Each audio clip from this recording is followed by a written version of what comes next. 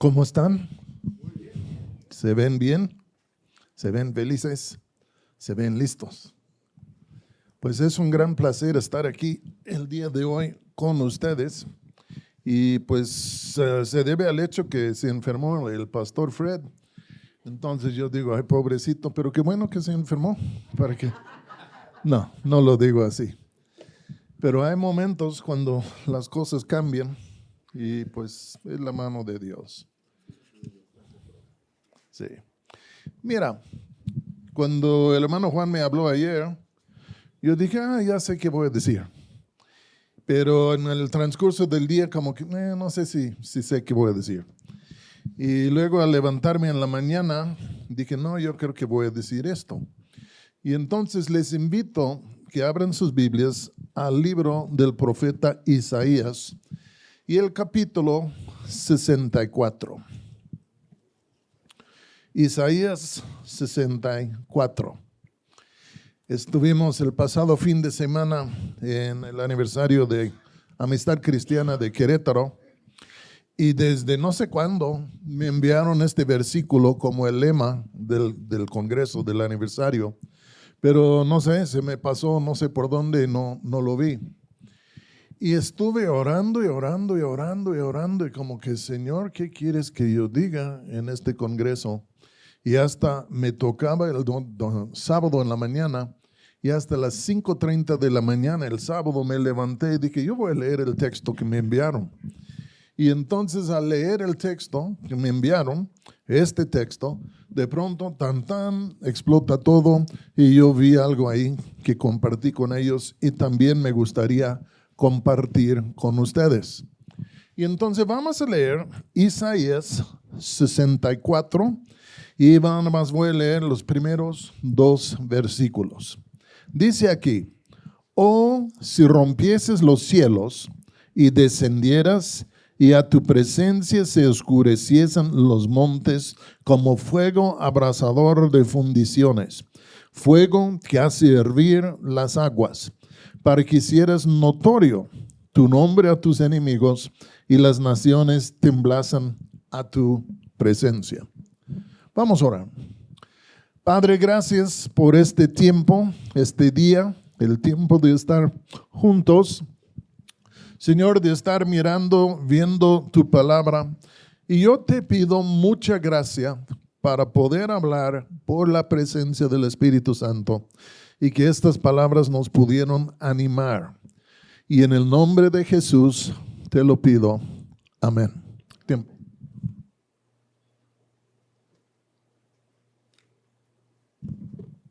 A mí me encanta el libro del profeta Isaías, aunque hay días que no entiendo todo lo que él dice.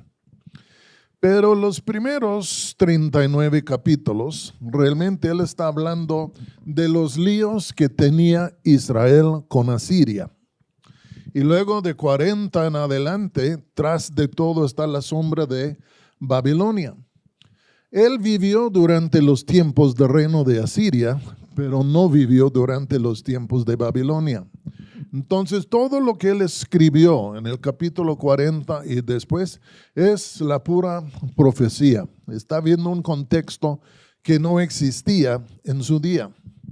Y estaba leyendo este texto aquí el otro día, como yo les decía, y comencé a leer, pero más arriba. Y comencé a leer en el versículo 16, de 63, 16. Ahí dice, pero tú eres nuestro Padre, si bien Abraham nos ignora e Israel no nos conoce, tú, oh Jehová, eres nuestro Padre, nuestro Redentor, perpetuo es tu nombre. Porque, oh Jehová, nos has hecho errar de tus caminos y endureciste nuestro corazón a tu temor. Vuélvete por amor de tus siervos, por la tribu de la heredad. Y luego dice, por poco tiempo lo poseyó tu santo pueblo. Nuestros enemigos han hollado tu, ¿qué? Santuario. Y luego dice, hemos venido a ser como aquellos de quienes nunca les enseñoreaste, sobre los cuales nunca fue llamado tu nombre. Si saltamos al capítulo 9, encontramos otra cosa, 64, versículo 9. Ahí dice, no te enojes sobremanera, Jehová, ni tengas perpetua memoria de la iniquidad. Y aquí mira ahora, pueblo tuyo, somos todos nosotros, tu santa ciudad está desierta, Sión en un desierto, Jerusalén una soledad. Y dice, la casa de nuestro santuario y de nuestra gloria, a la cual te alabamos o te alabaron nuestros padres, fue consumida al fuego, y todas nuestras cosas preciosas han sido destruidas. Cuando yo leí este texto el otro día, dije, no, pues las cosas están difíciles y por eso él está clamando a Dios. Pero lo que me impresionó es que tanto antes de orar como después, él dice que hasta el templo ya estaba en ruinas. Entonces esto mueve el pasaje mucho por delante, ya en sí más allá de lo que es la destrucción de Jerusalén, del templo, y tal vez hasta casi el momento cuando Ciro por fin dice luz verde para que puedan regresar a lo que es Jerusalén. Pero esto me llevó a pensar otra cosa. Aquí está él intercediendo, pidiendo la gracia y la misericordia de Dios sobre el pueblo de Dios, porque la calamidad ya les ha llegado. Ya les llegó, la ciudad fue destruida, el templo fue destruido, y ahí está él pidiendo, orando, intercediendo en una manera que Dios pudiera restaurar todo. Pero estuve pensando, no todos los que intercedían en la Biblia estaban orando para la reestructuración o para la restauración de cosas. Muchos estaban orando para que las cosas no se fueran por abajo. Por ejemplo, si tú ves a Abraham, cuando Abraham oró o intercedió por Sodoma y Gomorra todavía estaban en pie. Todavía en sí había un decreto ya en sí en contra de ellos de que Dios les iba a destruir si no pasara algo. Pero en el momento cuando leemos esto, todavía estaba en pie Sodoma y Gomorra, y a mi parecer Abraham estaba orando una intercesión preventiva. Pero aquí encontramos a Isaías, está orando una oración restaurativa. Y luego si tú lees al Daniel capítulo 9, ya en sí toda la oración de Daniel en el capítulo 9 no es una intercesión pidiendo que no vengan problemas, sino es que ya se vinieron. Ya habían estado en Jerusalén, en Babilonia, por 70 años. Y está diciendo, wow, vi en el rollo de Jeremías que después de 70 años iba a venir una restauración, y comienzo a orar para que en sí puedan ser ellos restaurados. Y entonces estuve pensando, pues yo veo ahora en mi Biblia dos clases de intercesión. Una es preventiva y la otra es restaurativa. Y entonces muchas veces, ¿qué decimos? Más vale prevenir que lamentar, ¿sí o no? Y entonces yo creo que Abraham y otros, Ezequiel y otros, estaban orando para prevenir una destrucción, para que no tuvieran que lamentar después, pero lamentablemente las cosas no se pegaron bien y ya todo vino por abajo, y años después habían otros pidiendo restauración. Yo creo que tú y yo tenemos que ser como los hijos de Isaacar, que entendieron los tiempos y supieron qué hacer. Si no entendemos los tiempos, lo vamos a regar, porque no vamos a saber qué hacer. Es como un médico que quiere tratar a un paciente, pero no entiende lo que tiene el paciente y trata el paciente, y el tratamiento sale ineficaz o hasta que puede salir letal. Y entonces, como pueblo de Dios, tú y yo tenemos que pedirle a Dios que nos dé entendimiento para entender los tiempos en los cuales estamos, porque una mala interpretación nos podría llevar a tomar un paso equivocado que podría producir tal vez un cortocircuito en lo que Dios quiere hacer. entre nosotros. Entonces, les hago una pregunta. ¿Cuántos de ustedes sospechan que las cosas a nuestro alrededor no van muy bien? Nomás es una sospecha. Pero si yo me meto en las noticias en el internet, si yo veo las noticias en la tele, si yo veo resultados de elecciones, no solo en Estados Unidos, sino en Brasil y otros sitios, yo digo, Señor, parece que todo va mal encaminado. Y aún uno puede ver muchas cosas que pasan y han pasado en México y amenazan a pasar en México. Y uno dice, las cosas van mal encaminados. Ok, las cosas van mal encaminados. Pero las cosas no han llegado a su fin. ¿Entienden? Y entonces, si las cosas van mal encaminadas, pero todavía no hemos caído con todo a la barranca y ahí estamos, me dice que todavía hay esperanza. Y me dice que todavía podemos orar, todavía podemos interceder, porque todavía hay tiempo para hacer esto. Como que el fin sí se podría estar aproximando. No queremos ser como Ezequiel, en donde Dios dice, yo vi a la ciudad y al pueblo como esto, y pues yo iba a juzgar, pero busqué a un hombre quien se podría poner en la brecha e interceder, pero no encontré a nadie, entonces tuve que juzgar. Pero había un momento, un tiempo, aún en medio de todas las cosas difíciles que sucedían, en donde Dios habría hecho caso no más a la voz de un solo hombre por el gran deseo que Dios tenía de cambiar las cosas. Porque cuando uno ora en situaciones como esas o como en situaciones como el día de hoy, cuando estamos orando conforme a la voluntad de Dios. Porque Él prefiere misericordia y no juicio. Y yo creo es por eso, yo me quedo, no es maravillado, pero me da mucho gusto cuando estamos en una reunión en algún sitio y estamos orando por la nación, siempre ocurre algo. El Espíritu Santo hace acto de presencia. Él se presenta, toma las riendas de la reunión para encaminar a los creyentes en lo que es una intercesión genuina, verdadera, dirigida.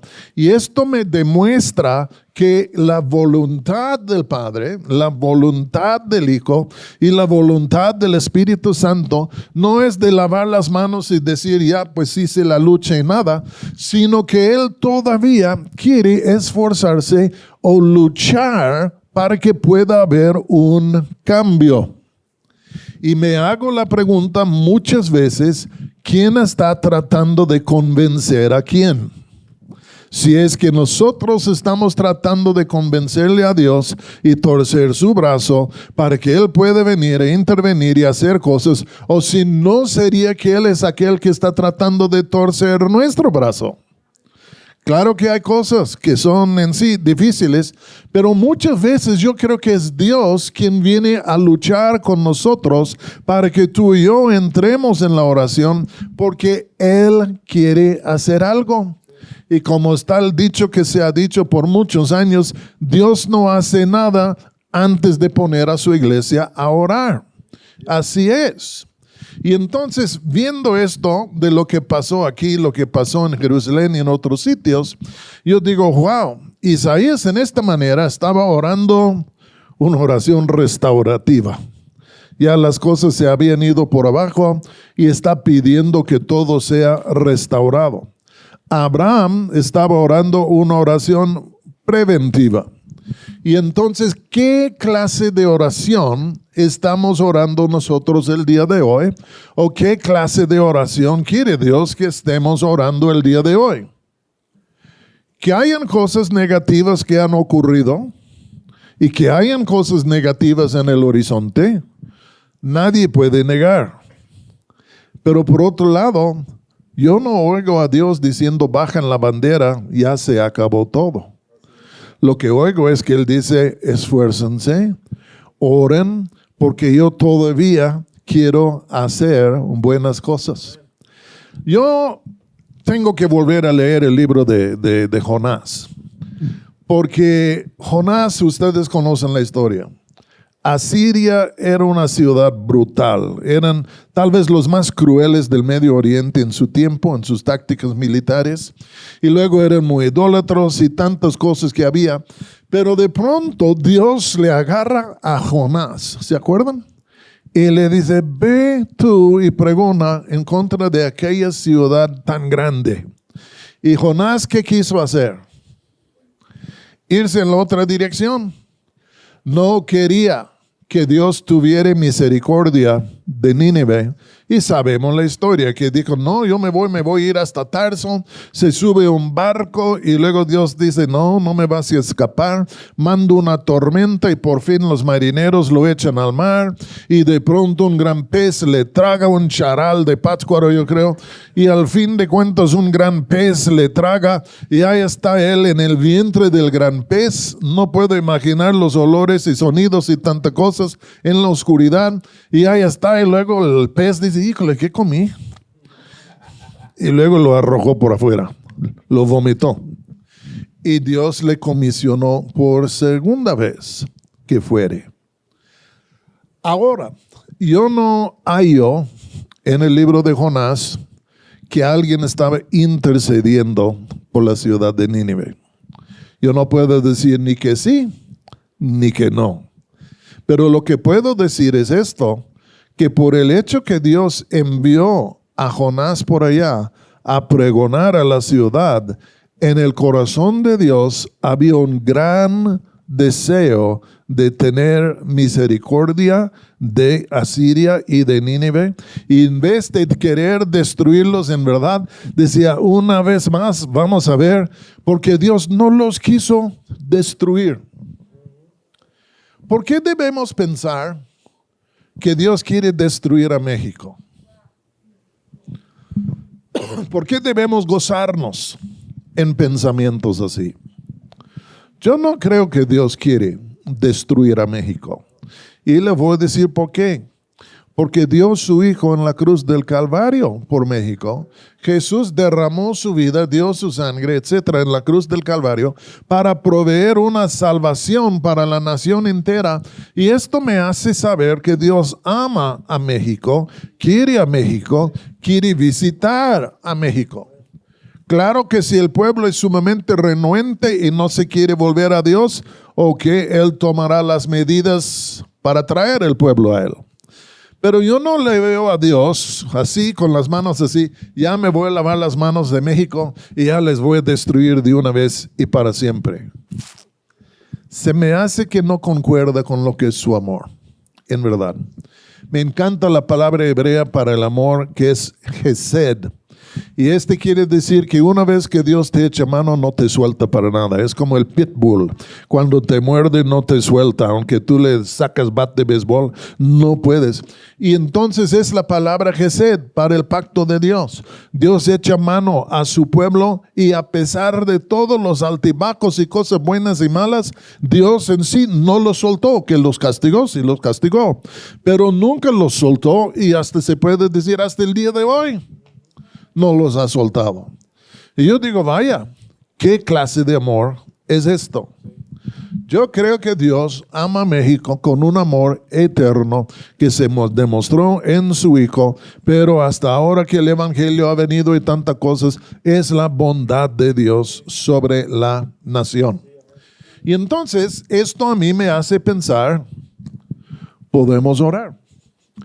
Yo creo, si yo fuera el diablo, y no soy, a pesar de lo que algunos piensan, yo no soy el diablo, pero si yo fuera el diablo y yo viera a México bailando moralmente y en 1,000,000 de cosas diferentes que podrían traer juicio, castigo de parte de Dios, y si yo fuera el diablo viendo este panorama, que cosas tristes pudieron venir, han venido, pero hay muchos más que pueden venir. Si yo fuera el diablo, yo viera esto y de pronto viera a la iglesia orando, ¿qué haría? Yo trataría de desanimar a la iglesia para que no orare. porque es la oración de la iglesia que en un sentido detiene la mano de Dios y busca tiempo para que Dios pueda tratar con la nación y para que el corazón de la nación cambie. Y entonces, si yo fuera el diablo, yo trataría de desanimar a la iglesia para que la iglesia no abogare, para que la iglesia no intercediere, para que la iglesia no se pusiera en la brecha, porque si yo podría hacer creer a la iglesia que ya no hay esperanza, ¿qué haría la iglesia? Dejaría de orar. Y entonces que uno puede tomar un análisis de la situación y decir las cosas están malas y si siguen en tal camino se van a poner peor. Ok, este es legítimo, es una observación objetiva de la situación. Pero nadie aquí tiene, voy a decir, la revelación o la iluminación o la autoridad de sacar una espada y marcar una raya en la arena y decir hasta aquí nomás y ya cruzamos la raya y ya no se puede. No sé si estoy explicando muy bien. Yo creo en la profecía, yo creo en revelaciones, pero Dios a mí nunca me daría esta palabra porque me daría miedo de decirlo. Porque yo sabría esto, que en el día que uno dijere, ya se acabó, ya cruzamos la raya, ya no hay más esperanza, en este momento la iglesia va a dejar de orar y la iglesia se va a desanimar. Y lo que va a pasar es que la oración que ascendía al cielo, que estaba tocando el trono de Dios, ya no se va a levantar más. Y bien puede ser que el diablo se va a casa lleno de risa diciendo yo les engañé, yo les dije que ya Dios había perdido la esperanza, había lavado las manos en cuanto a la salvación de la nación y entonces nomás con mentirles les desenchufé y dejaron de orar y ahora sí van a perecer porque la iglesia ya no está intercediendo. Yo creo que el diablo es maligno, digan conmigo maligno, nos aborrece a la nación y también él cree que somos tontos. Pero estuve escuchando varias prédicas por Timothy Keller en cuanto a pastores de ovejas y lo primero que él dice es esto: la oveja es alguno de los animales más tontas que hay. Más tontas que hay. Y por eso necesitan la atención de un pastor constante, porque lo puedes poner a 30 puertas o 30 metros de la puerta de su redil y no lo va a encontrar. No sabe cómo, sí, cuidarse. Una oveja sin pastor muere en el campo. Y yo creo que el enemigo nos cree tontos y nos quiere desanimar. Y entonces muchas veces sí nos dice, pues mira, ya viste lo que pasó, y ya viste lo que pasó, y ya viste lo que pasó, el Titanic se va por abajo. Puede ser, puede no ser. Lo que se puede hacer es que podemos orar. Y el partido no termina hasta que el partido termina, ¿entiendan? Imagínense ustedes un equipo de fútbol. Ahí viene la Copa Mundial ahí en Qatar. Imagínense que ya viene en sí la Copa Mundial y sale el equipo mexicano al campo y ya están jugando y de pronto están abajo 2-1 y alguien, un silbatazo, dice, el partido ya terminó. Y el equipo mexicano sale del campo, habiendo habido otros 20 minutos más en el partido. ¿Entienden? Ya en esto pierden porque fueron engañados. Nunca debemos dejar de orar hasta que Dios nos diga que dejemos de orar. Y en esto necesitamos discernir muy bien los espíritus. Si no me equivoco, Dios le dijo a Samuel, ya basta, ¿cuánto tiempo vas a orar por este Saúl? Ok, y creo que también era otro Jeremías, otro de los profetas, Dios dice hasta aquí y no más. Estas palabras yo las temo, Dios a mí nunca me las va a dar, porque yo no querería pronunciar estas palabras de ninguna manera, porque número uno, yo prefiero creer que hay esperanza y nunca haría nada para desanimar a la iglesia. Más en un momento tan crítico como el día de hoy. Que todo se va mal, sí se va mal. En Sudamérica las cosas van por abajo. En los Estados Unidos todo es un desastre. El país que tú quieres, hay desastres por todos lados. Pero hay un dicho también que la hora más oscura es antes de que raye el alba. El hermano Juan apenas estaba hablando de 2, 3 momentos de visitaciones del Espíritu Santo en estos días. Estuve en una reunión de oración hoy en la mañana. Y ya en sí un pastor, Timoteo Ost, comenzó a hablar de unas visitaciones que han habido en los centros de fe en estos días, y otro que comenzó a mencionar, y yo digo, ¿está perdida la batalla? ¿Dios se ha retirado? ¿O no es que en sí la hora más oscura muchas veces es antes de que raya el alba? Y qué triste sería de llegar justo a la raya en el momento cuando Dios va a hacer algo y comienza a hacer algo y decimos, no, todo está perdido, no tiene chiste, vamos a agarrar nuestro balón, vamos a casa, ya no vamos a jugar más. Y Dios diría, les llevé ya mero a la victoria, el inicio de algo, y se desanimaron. ¿Y quién es que nos quiere desanimar? El enemigo. ¿Por qué? Porque él no quiere ver a la visitación de Dios. ¿Saben ustedes que él es bien astuto? Escuchen lo que les voy a contar. A mí me gusta la historia de Balaam, no porque me cae bien el cuate, pero hay muchas lecciones ahí en la historia de Balaam. ¿Se acuerdan que Balac, al ver que salieron los israelitas del desierto, estaba amedrentado? Y estaban justo al otro lado del Jordán, de donde él estaba. Y multitudes y multitudes y multitudes. Y decía, ¿qué hago? Estos me van a comer. Y llama a traer a Balaam. Y Balaam era un tipo brujo, espiritista, profeta, yo no sé qué era una mezcla de muchas cosas. Y tenía fama en el Medio Oriente para estas cosas. Y hasta los arqueólogos, interesantemente, han encontrado documentos haciendo referencia a él. Es una figura histórica. Pero de todos modos, ahí está Balaam o Balac, que dice, pues le voy a invitar.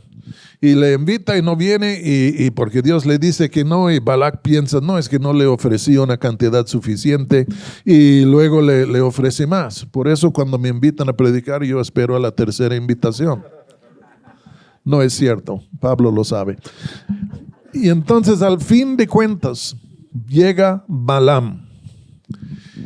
Y 3 veces, si no 4, en verdad eran 3, que en sí Balac quiso que él maldijere a Israel. La 4ª vez era pura profecía. Pero dijo Balaam mismo, ok, yo puedo intentarlo, pero no hay hechicería, no hay cosa así que puede destruir a Israel, porque son bendecidos y serán bendecidos. Y si tú quieres lo intento porque me vas a pagar, pero la verdad es, nada va a funcionar. Y cuando se va Balaam a casa, Balac está enojadísimo con él. Yo te dije que vinieras a maldecir a esta gente, y en vez de maldecir a esta gente, los bendijiste, y ahí está él, papá, y dice, pues yo te dije. Y entonces dice que se fue. Pero el capítulo siguiente, se van a acordar, es en donde Balac y los moabitas cambiaron la táctica. Ya no era en sí la hechicería. Ahora era ¿qué? El pecado. Y ya con esto entraron con las mujeres moabitas, y al fin de cuentas todo se fue por abajo debido al pecado. Yo creo, obviamente, que el enemigo está tratando de destruir a México por medio del pecado. Y no digo que no pueda ser maldecida, pero el pecado se va multiplicando a todo nuestro alrededor. Pero podemos predicar y podemos orar que son los instrumentos que Dios en sí nos ha dado para rescatar a México, porque la predicación y la oración en sí es el gancho del reino de Dios para rescatar a la gente, llevarlos a la cruz de Jesucristo, para que al fin de cuentas puedan ser salvos y sanos. ¿Están conmigo o no están conmigo? ¿Por qué vamos a desanimarnos? Si uno mira las cosas que pasan, uno se puede desanimar. Yo soy norteamericano. Ahí ayer predijeron en sí que los republicanos iban a barrer la casa. Creo que se les cayó la escoba de la mano. No pasó nada. Y uno dice, ¿qué ondas? Pero voy a pensar que este fue el fin del plan de Dios, que Dios quería hacer esto y no se hizo y el fin ha llegado. No, mis hermanos. Dios piensa de larga distancia. Dios tiene diferentes maneras de hacer las cosas. Y simplemente si las cosas no salen como nosotros queremos o creemos que deben salir, no debemos desanimarnos y decir ya no estuvo. Simplemente hay que decir, Señor, creo que tus pensamientos son más altos que los míos. Creo que tus ideas son más altos que los míos. Y al fin de cuentas voy a seguir apoyando, seguir orando, porque Él no tiene que decirnos cómo va a ser todo, y muchas veces no nos dice cómo va a hacer las cosas, pero las hace en su manera y en su momento.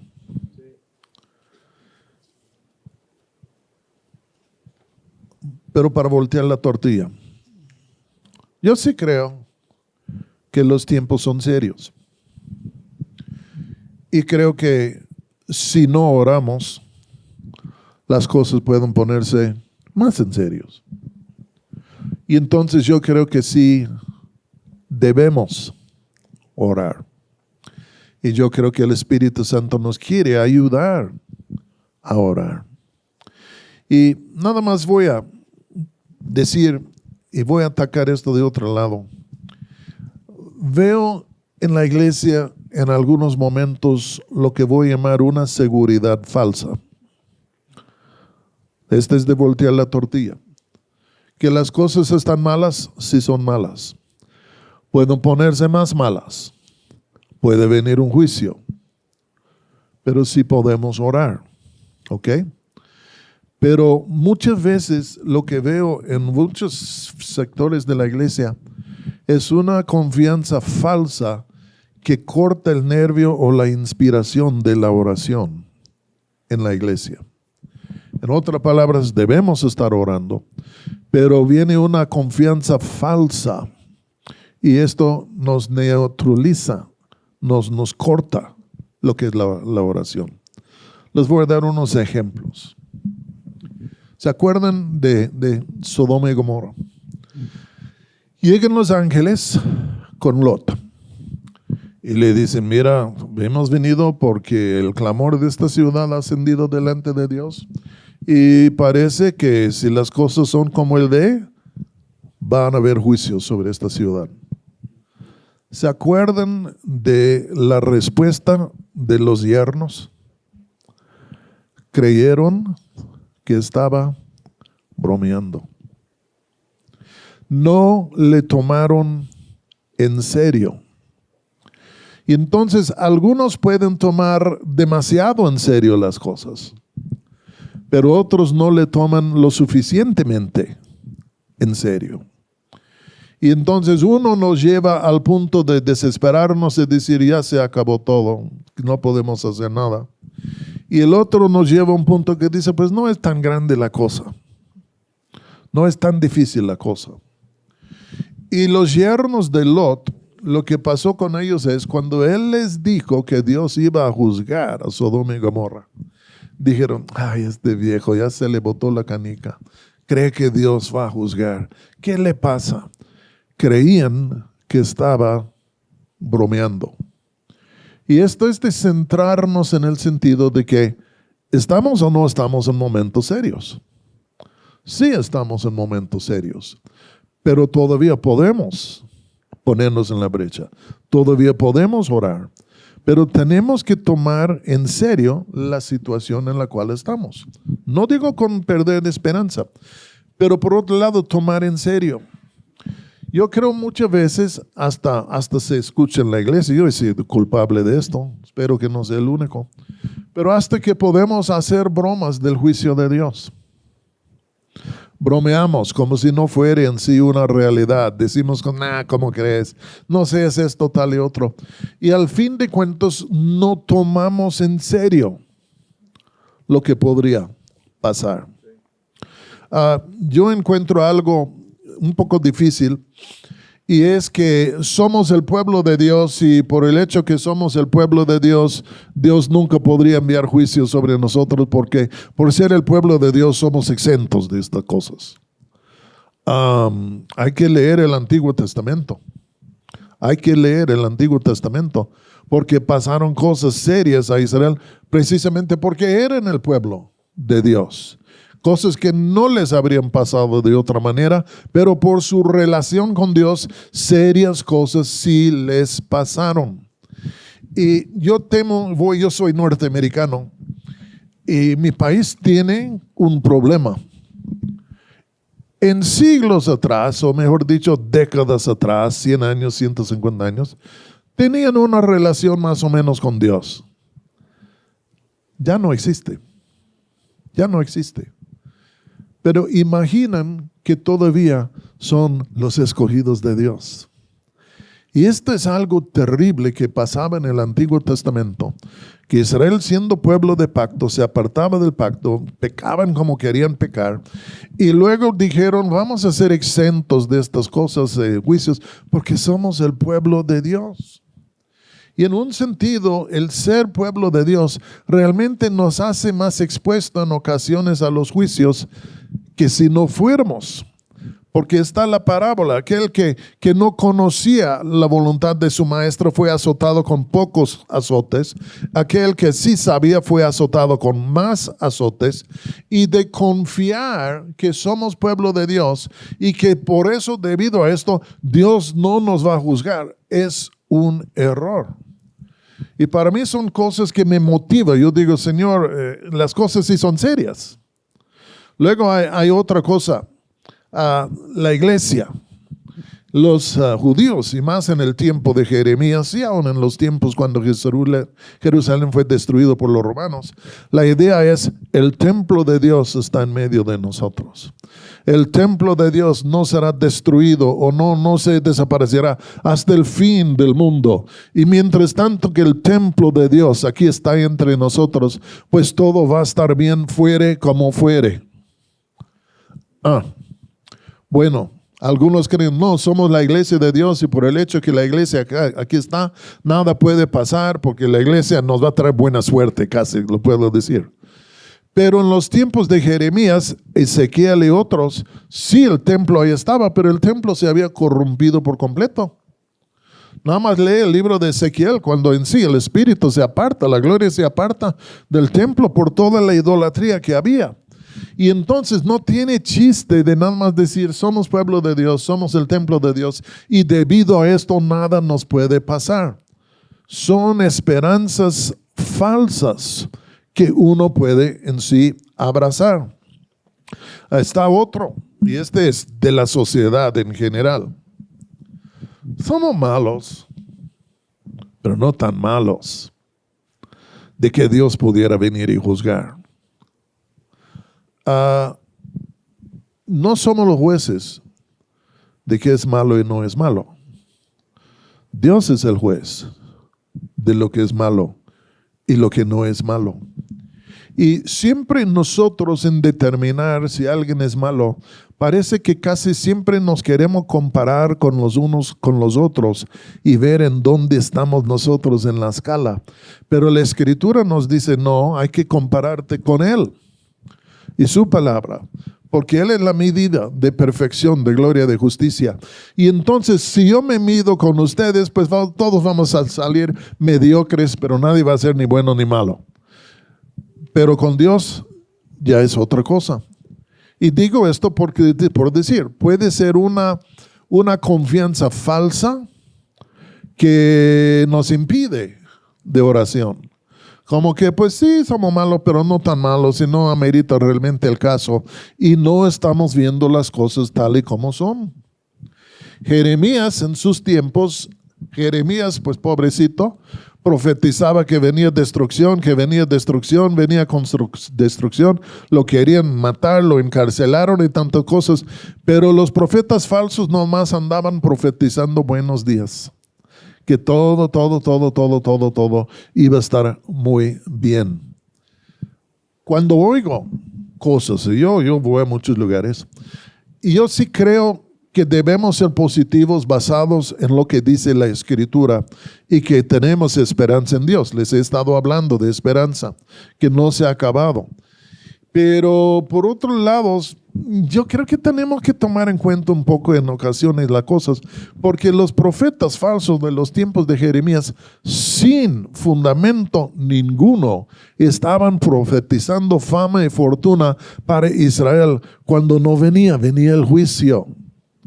Y yo creo que tenemos que pensar un momentito y decir, ok, ya hay juicios que vienen, pero estamos en un momento en donde podemos orar. Más vale la intercesión preventiva que restaurativa, pero no podemos ni sobreestimar ni subestimar en donde estamos.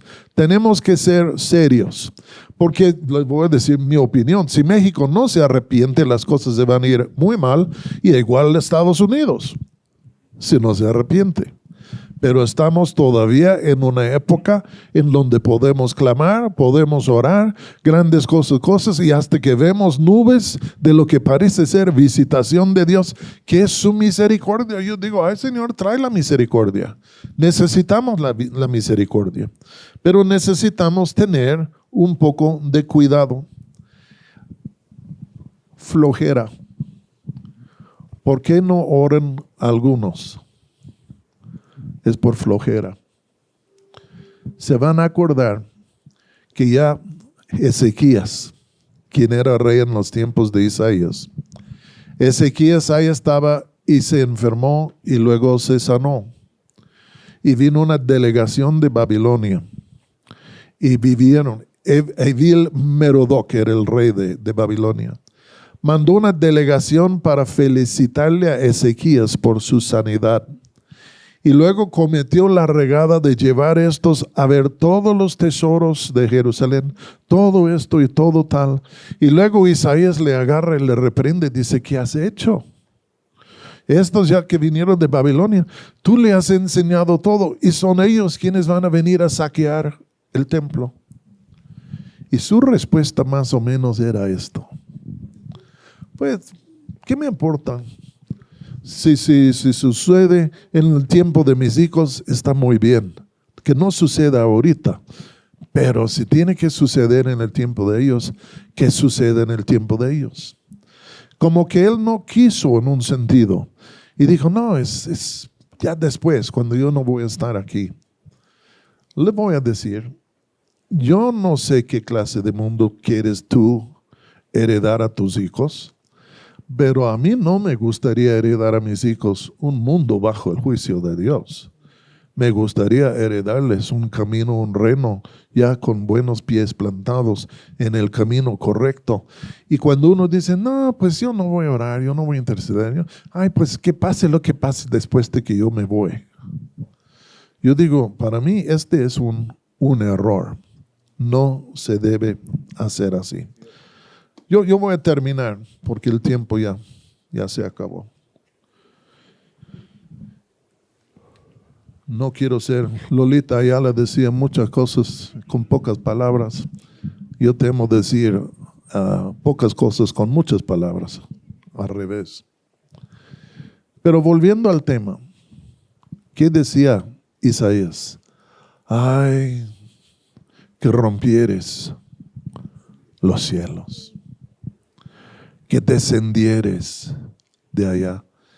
Y estas palabras, cuando las lees, puedes sentir su corazón. No es nada más de oír algo.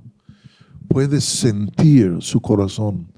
Estaba con tanto fervor, ¿cuál es la palabra? Entrega, tanto interés, tanta desesperación. Ay, que rompieres los cielos, que descendieres, que sucediera esto. Y fue una oración ferviente. Y la oración ferviente de un hombre justo vale mucho, dice la Escritura. Y entonces yo digo, Señor, gracias. Estamos en una época difícil, pero el fin no ha llegado todavía. Todavía hay momento, tiempo que podemos orar e interceder. Se ven algunas nubes en el horizonte de cosas prometedoras. Y Señor, pues quiero orar y queremos orar, porque tú eres un gran Dios, tú puedes cambiar la dirección de la historia. Pero sálvame de un extremo que dice, ya no hay esperanza, pero del otro extremo que no lo toma en serio. Ayúdame a plantarme en el lugar indicado, como los hijos de Isaacar, que entendieron los tiempos y supieron qué hacer. Y si hacemos esto, yo creo que oiremos, o mejor dicho, hallaremos el oído de Dios abierto al clamor de su pueblo, y hasta que pondrá su clamor en nuestro corazón para orar conforme a su voluntad, para que buenas cosas puedan suceder. Los tiempos son difíciles, pero todavía hay tiempo.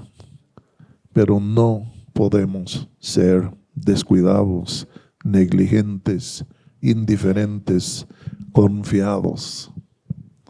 Tenemos que tomar el momento. Entonces yo les invito a que se pongan en pie.